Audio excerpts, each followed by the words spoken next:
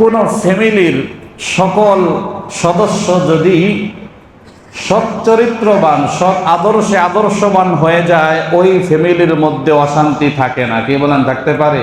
সবাই সৎ, সবাই চরিত্রবান, ভালো উত্তম চরিত্রের অধিকারী, সেই ফ্যামিলি থেকে অশান্তি থাকবে? কি অশান্তি না থাকলে কি আসবে? শান্তি আসবে। কি বলেন, কথা ঠিক না? ঠিক তদ্রূপ ভাবে কোন সমাজের প্রত্যেকটা মানুষ যদি সৎ চরিত্রে চরিত্রবান হয়ে যায়, সৎ আদর্শে আদর্শবান হয়ে যায়, ওই সমাজের মধ্যেও অশান্তি থাকতে পারে না, বরঞ্চ শান্তি নেমে আসবে। কি বলেন, কথা ঠিক কিনা? রাষ্ট্রের সকল মানুষ যদি সৎ চরিত্রে চরিত্রবান হয়ে যায়, সৎ আদর্শে আদর্শবান হয়ে যায়, ওই রাষ্ট্রের মধ্যেও কোনো অশান্তি থাকতে পারে না। তাহলে দেখা যায় দুনিয়ার মধ্যে শান্তি চাইলে, শান্তি প্রতিষ্ঠা করার জন্য সৎ চরিত্র, সৎ আদর্শ এটা অনেক গুরুত্বপূর্ণ জিনিস। কি বলেন, ঠিক না? সবাই যদি সৎ হয় তাহলে অশান্তি থাকবে? অশান্তি থাকবে না। এই যে যত বিশৃঙ্খলা, অশান্তি হচ্ছে, কিসের জন্য?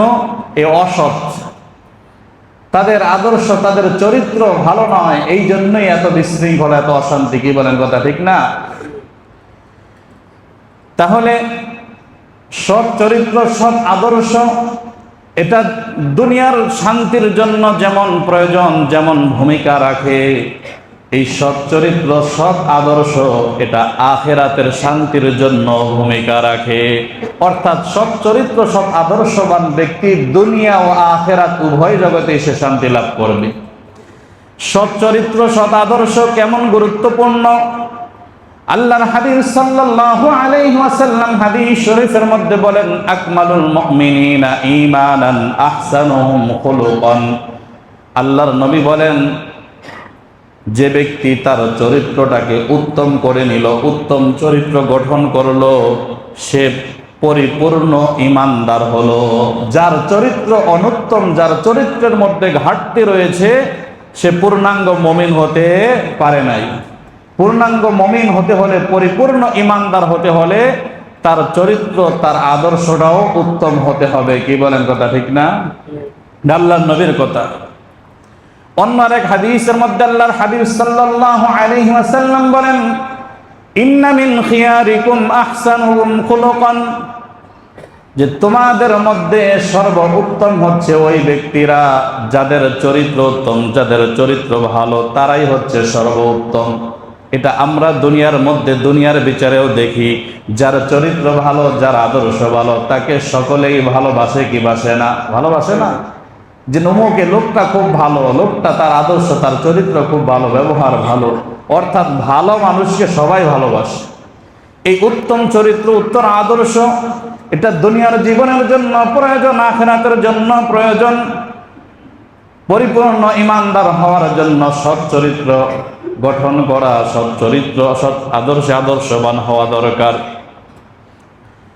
শুধু তাই না, আল্লাহর হাবিব সাল্লাল্লাহু আলাইহি ওয়াসাল্লাম বলেন, হাসরের ময়দানে ওই ব্যক্তি আমার সবচেয়ে নিকটবর্তী হবে এবং আমার পছন্দনীয় হবে যে ব্যক্তি চরিত্রের মধ্যে যত উত্তম হবে।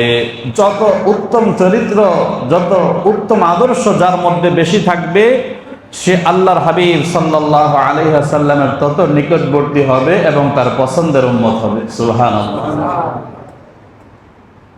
শুধু তাই না, অন্য এক হাদিসের মধ্যে আল্লাহর হাবিব সাল্লাল্লাহু আলাইহি ওয়াসাল্লাম সাহাবীদেরকে জিজ্ঞাসা করতেছে, ও আমার সাহাবীরা, তোমরা কি জানো না কোন জিনিস মানুষকে বেশি হারে জান্নাতে প্রবেশ করাবে, আর কোন জিনিস মানুষকে বেশি হারে জাহান্নামে প্রবেশ করাবে? সাহাবা আজমাইন রাদিয়াল্লাহু তাআলা আনহুম বললেন, ইয়া রাসূলুল্লাহ, আমরা তো জানি না, আপনি বলে দেন। আল্লাহর হাবিব সাল্লাল্লাহু আলাইহি ওয়াসাল্লাম বলেন, দুইটা জিনিস মানুষকে বেশি হারে জান্নাতে প্রবেশ করাবে। দুইটা জিনিস মানুষকে বেশি হারে জান্নাতে প্রবেশ করাবে। তার মধ্যে এক নম্বর হচ্ছে তাকওয়া, আল্লাহর ভয়, আর দুই নম্বর হচ্ছে সৎ চরিত্র, উত্তম আদর্শ মানুষকে বেশি হারে জান্নাতে প্রবেশ করাবে। তাহলে জান্নাতে যাওয়ার জন্য উত্তম আদর্শ দরকার, ঠিক না? আর জাহান্নামে কোন জিনিস বেশি প্রবেশ করাবে? আল্লাহ হাবিব সাল্লাল্লাহু আলাইহি সাল্লাম এমন দুইটা জিনিস আছে, যে দুইটা জিনিস মানুষকে বেশি হারে জাহান্নামে প্রবেশ করাবে। এক হচ্ছে তার মুখ, আরেক হচ্ছে তার পেট। মুখ আর পেট, এই দুইটা জিনিস মানুষকে বেশি হারে জাহান্নামে প্রবেশ করাবে। তাহলে জান্নাতে যাওয়ার জন্য, অর্থাৎ জান্নাত শান্তির জায়গা না অশান্তির জায়গা? শান্তির জায়গা। দুনিয়াতে যেমন শান্তির জন্য সৎ চরিত্র, সৎ আদর্শ দরকার, আখিরাতেও জান্নাতের মতো শান্তির জায়গা পেতে হলে সৎ চরিত্র, সৎ আদর্শ দরকার। শুধু তাই না, সৎ চরিত্র আর সৎ আদর্শের ফজিলতটা কত বেশি। আল্লাহর হাবিব সাল্লাল্লাহু আলাইহি ওয়াসাল্লাম বলেন যে কেউ যদি সারা দিন নফল রোজা রাখে আর সারা রাত্র নফল ইবাদত করে, এই নফল রোজা এবং নফল ইবাদতের যেই পরিমাণ সওয়াব, কেউ যদি তার চরিত্রটাকে, চারা আদর্শটাকে সৎ করে নিতে পারে, আল্লাহ তাআলা তাকে ওই পরিমাণ সওয়াব দান করে দেন। সুবহানাল্লাহ।